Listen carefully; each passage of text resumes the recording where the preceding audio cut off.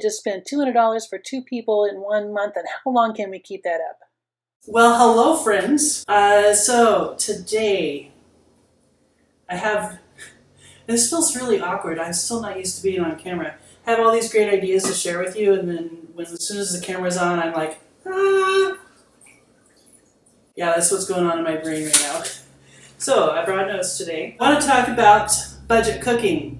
So that's one of my favorite things. So Craig and I love having really great food. Back when I worked at a restaurant, we actually went out to eat probably 2-3 times a week. We enjoyed going to different restaurants in town, and that was a lot of fun. But then when I quit my job to start my business, we decided that one way to help control our costs for me getting started was by cutting out going out. And I figured, especially at the beginning of my business, I would have more time to cook. That's where I started out kind of developing a strategy that would help us save money but still have restaurant quality food. That worked out really great. And then the pandemic happened and we couldn't go to restaurants. And now, as we get into this stage where, yes, my business is doing well, but we need to be saving more for retirement and still taking vacations, because with the onset of Parkinson's, it's hard to tell how many years that I'll be able to do the traveling we want to do. We love to eat great food on a budget, but then still balance it with healthy meals and with saving time. So especially with me working full-time with my business and managing Parkinson's, having a great meal all the time without going out to restaurants, we save that for special occasions. There has to be that balance of time. And I figure I'm going to share all my strategies with you because everyone needs to save money and time, right? So like I said, Craig and I are saving for a vacation, and our usual grocery budget is only about $300 a month because I've been using these practices to help us save money anyway. 2 people, there's months I spend less, and there's months I might spend a little bit more. Since we're saving for this vacation, I'm going to try to go for $200 or less per month. We'll see how many months I can do it. So that's the challenge, to see if I can do $200 or less per month for however many months. Because if we can save $100 a month for the next 4 months, then that potentially could save us enough for one plane ticket somewhere. Okay, so here are my strategies for staying on a budget with great meals. And the first #1 rule is no waste. So I try really hard not to waste anything.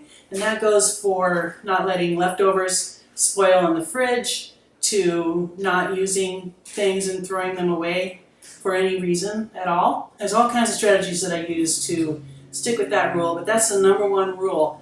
Especially if you're spending extra money for organic or higher quality items, you want to make sure that you're not wasting those. And then the next is to plan on leftovers. That kind of helps with the time saving. So I usually talk to Craig ahead of time about how many meals do we want to have this particular leftover. And then I make my recipe according to how many portions would be left of that particular leftover. Then that helps me save time. So especially if I'm going to have a busy week, I might make a larger portion of something on the weekend, and then I have that many nights that I'm not cooking during the week. Along with leftovers is then also reinventing leftovers. So maybe you make something for one meal and have it maybe 1 or 2 meals, and then you take that and then turn it into something else. One of my favorite ones of those is I might make a Chinese stir fry, serve that stir fry with rice, and then the next night use that to make fried rice. So it feels like it's 2 different dishes, but really all the same leftovers. Meal planning is important. So most of the time I am either in my head thinking of what I want to make for the upcoming week or 2, sometimes more than 1 week. But if I'm starting to run out of ideas, I might look through a cookbook first and then come up with some new ideas and make my shopping list off of that. And then another great way to save money on your groceries is to lower your meat consumption, which that also helps with the healthiness. We try to lower how much red meat we're having. Throwing in some vegetarian dishes here and there will really help with lowering the cost of your grocery bill. And then watch for sales, especially on favorite items, is a really great way to help save money, but also make sure that you're not getting caught in the trap of spending over your budget because there's a great sale, because then you could actually end up doing that every time you go to the store. Just kind of watch for that and not overspend your budget just because there's a great sale on something. And then my least favorite one is portion control. Craig and I both make a sad face about this, and usually if I'm trying to control our portions too tightly, both of us end up eating twice as much as we would if we weren't controlling the portions. Maybe you could do better with that than we do, but that is also a really obvious, great way to both save money and also help with the meals be healthier because you're not overeating. What are we making today? Let's get started shaking and baking. Is that a good intro? Well, thank you. We're recording again. Today is actually Christmas Day.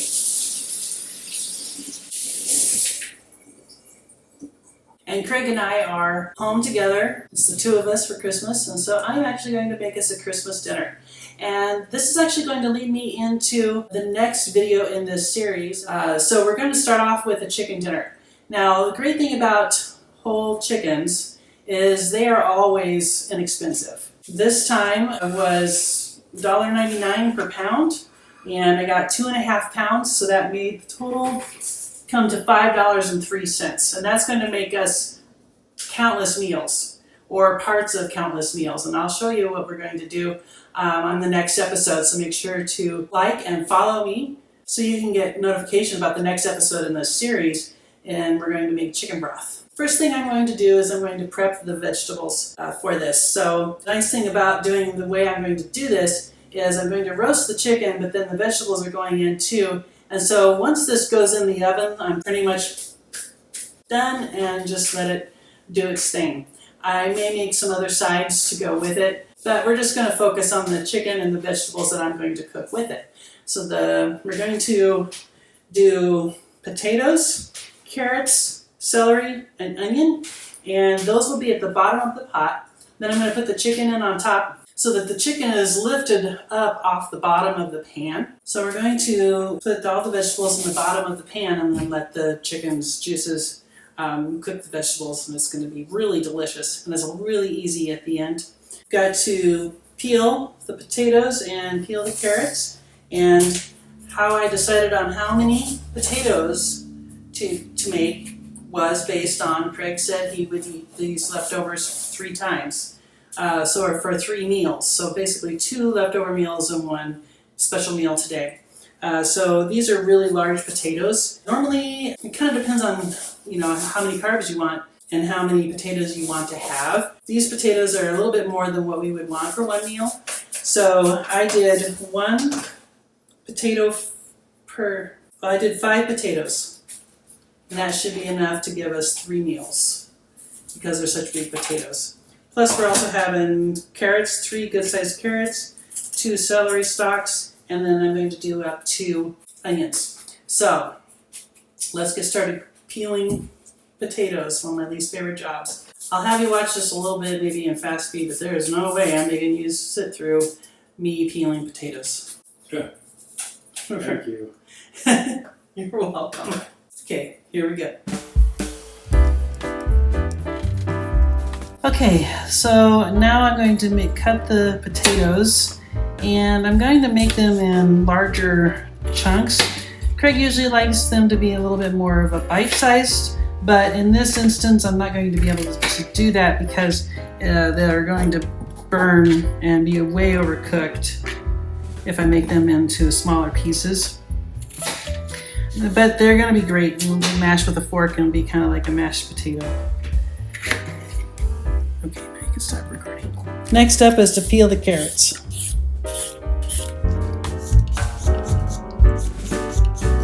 Now I've got this baggie of vegetable scraps that is going to lead into next episode. And I'm going to keep my carrot scraps. I didn't keep the potato scraps because there's a lot of dirt. And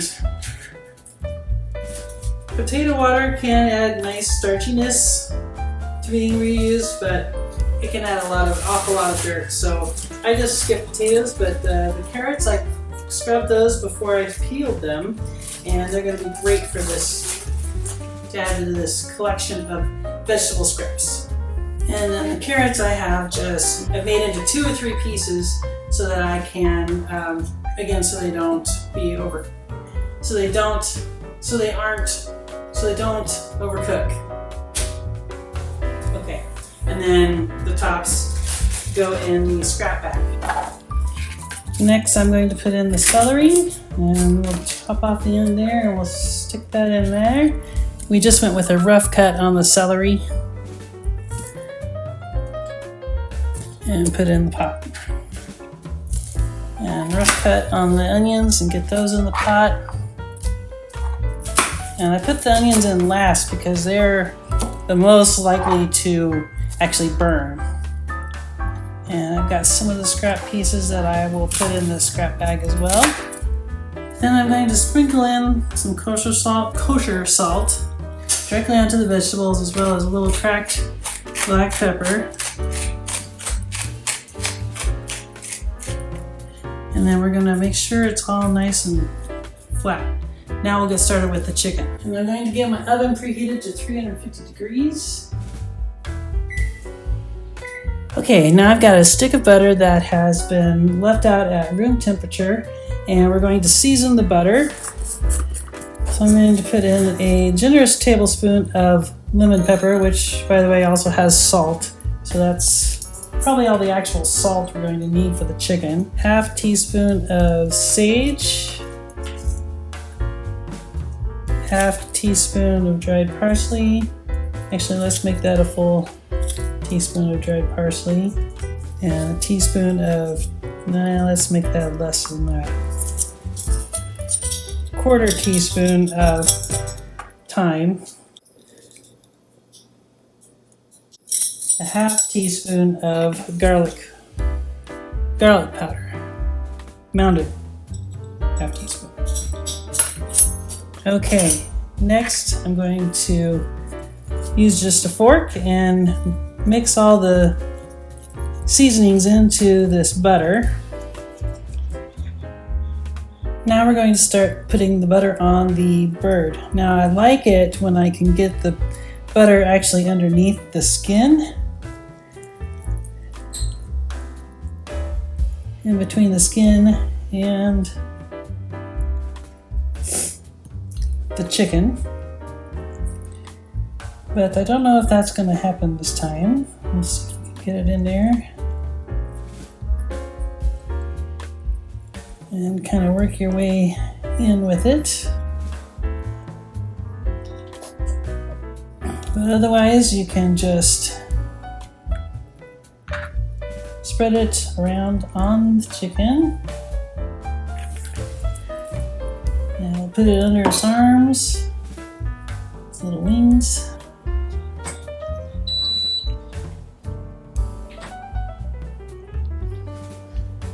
Spread it on just like that.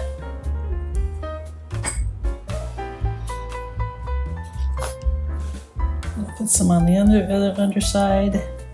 Actually, should have done this side first.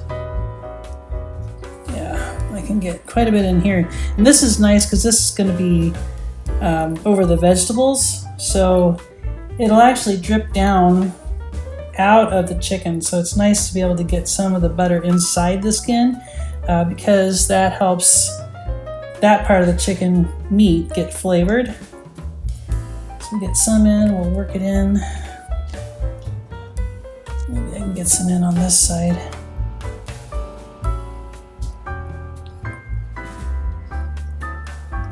Okay, and then again, we're just gonna kind of go under its legs.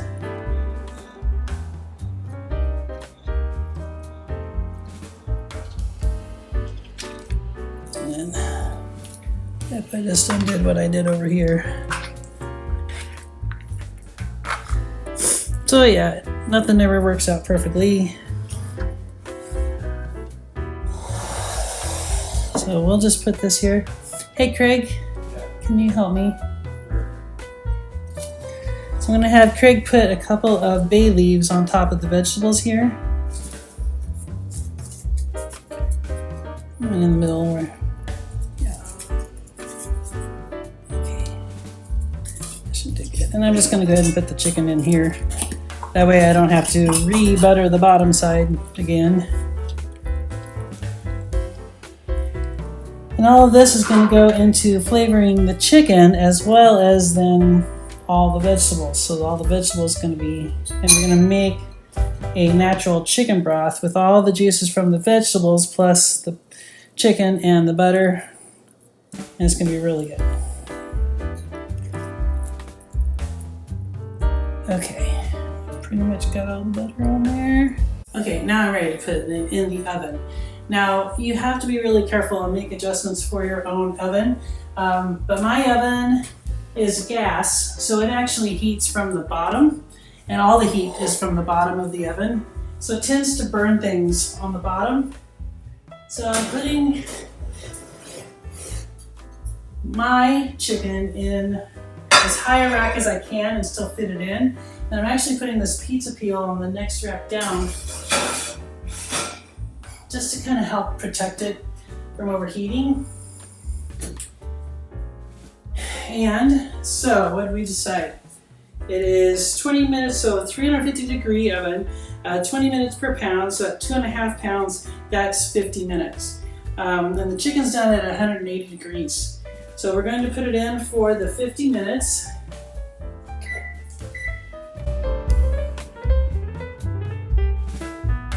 So I made some stuffing, and that's going to be a perfect time to put it in the oven, but also then get to peek at my chicken, see how it's turned out.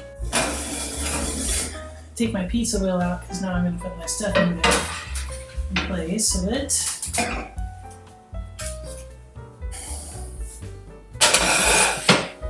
Here's how things are looking. Okay, here's our meat thermometer. I'm going to put it into maybe the most thick place that we can find. Turn it on. Oh shoot. Okay, so lesson learned. Check the thermometer before you get ready to do a video. And looking at it visually, it does not look like it's anywhere close to being done. So I'm going to actually put the lid on the pot. And I'm going to turn the temperature up to 375.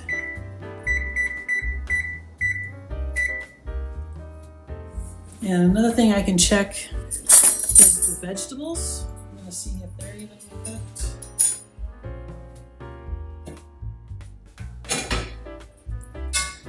And they're not. They're hard as rocks. So I'm going to put the lid on the pot, and I think I might even put in just a little bit of water.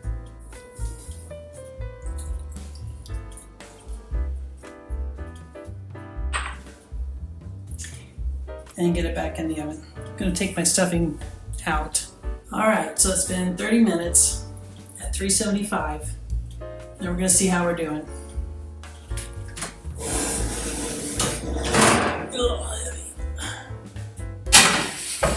Oh, with the lid on. All right, now we're cooking. So this is looking much better. See all that? It's nice, making some sizzles and juices are going. Let me see how the vegetables are doing. Yeah, now those are having some give to them.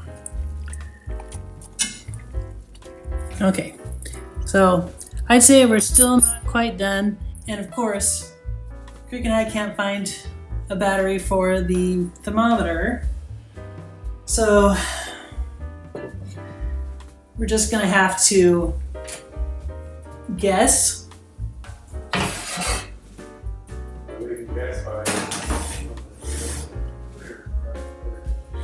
Yes, so if you have to guess on your chicken and you don't have a thermometer to check the temperature, you wait for the juices to run clear in the chicken. And so that's how you can know that it's done.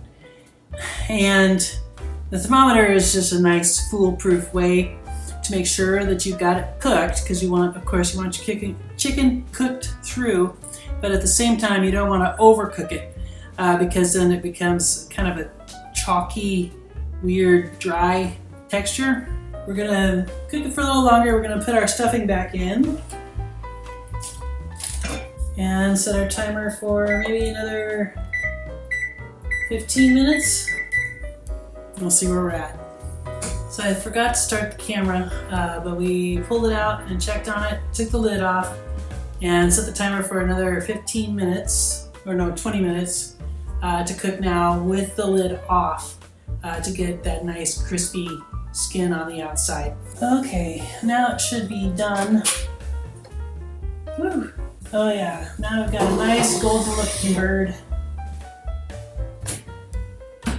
And what I'm going to do now is I'm going to attempt to take it out and put it on this platter because it needs to rest now. You want to come take a look at it, Craig? Yeah. That looks delicious. Golden brown and toasty looking. Maybe I should have you lift it out. Might need to just put it on there. Oh, look at that. He's scooped up.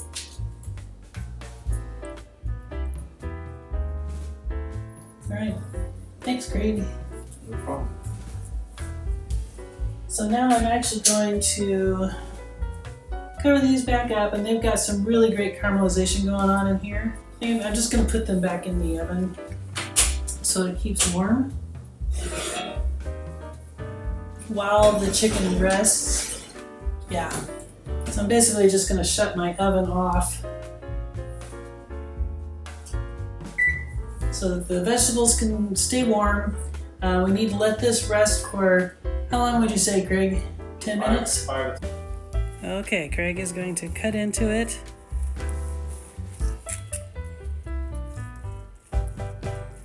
We'll see if it is done.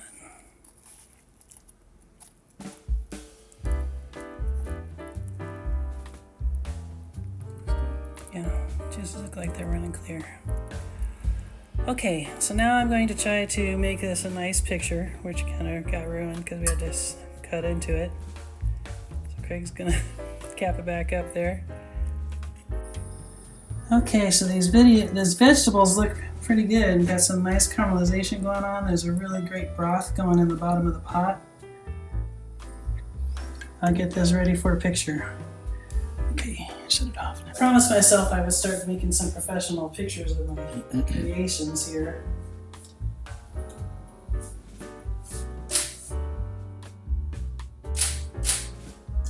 Try to do some from over the top.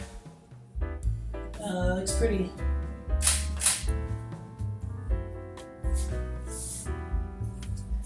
Come over here on the right side of the table.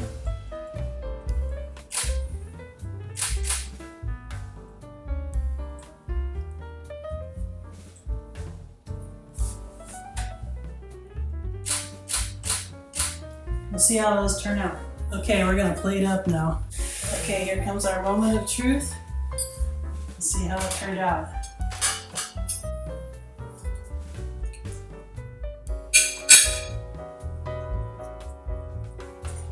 Good. It's good. Very good. It's actually moist and very flavorful. And despite the fact that I actually cooked my chicken upside down.